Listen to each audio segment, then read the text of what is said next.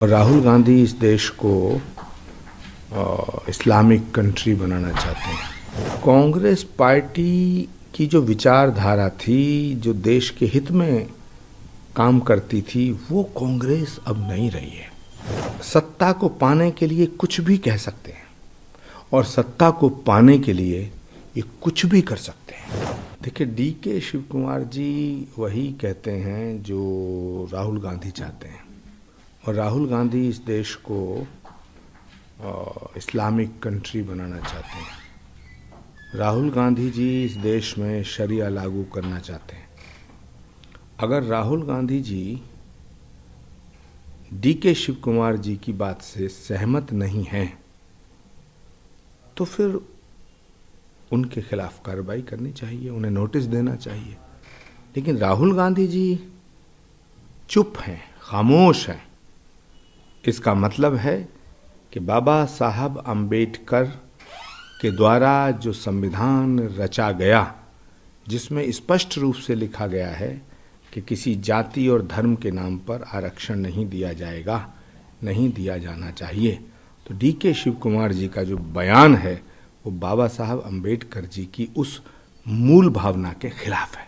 चाहे एक तरफ कांग्रेस संविधान बचाओ की बात कर रही है, संविधान को छेड़खानी की बात कहती है कि छेड़खानी बीजेपी कर रही है, लेकिन अब खुद उसमें संविधान में संशोधन की बात कर रही है। देखिए, कांग्रेस पार्टी की जो विचारधारा थी, जो देश के हित में काम करती थी, वो कांग्रेस अब नहीं रही है।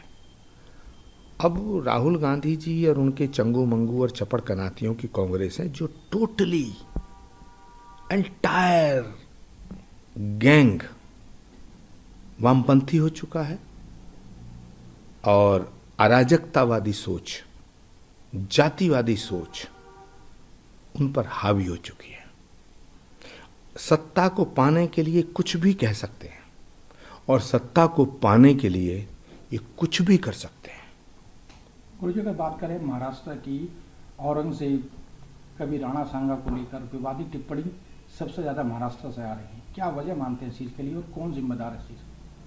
देखिए, महाराष्ट्र की भूमि शौर्य की भूमि है, त्याग, तपस्या, बलिदान, महात्माओं की, ऋषि मुनियों की भूमि है, छत्रपति शिवाजी महाराज की भूमि है, संत तुकाराम की भूमि है, ज्योतिबा फूले की भूमि है, बाला साहब ठाकरे की भूमि है।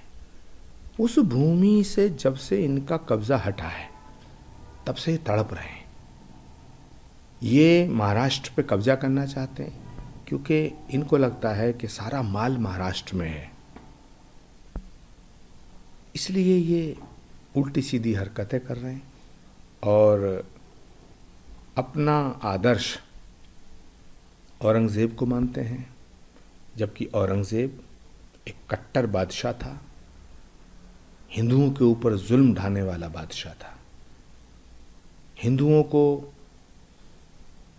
मुसलमान बनाने की उसकी ख्वाहिश थी, करोड़ों हिंदुओं को मुसलमान बनाने का उसका सपना था, सनातन को मिटाना चाहता था, भारत में शरिया लागू करना चाहता था।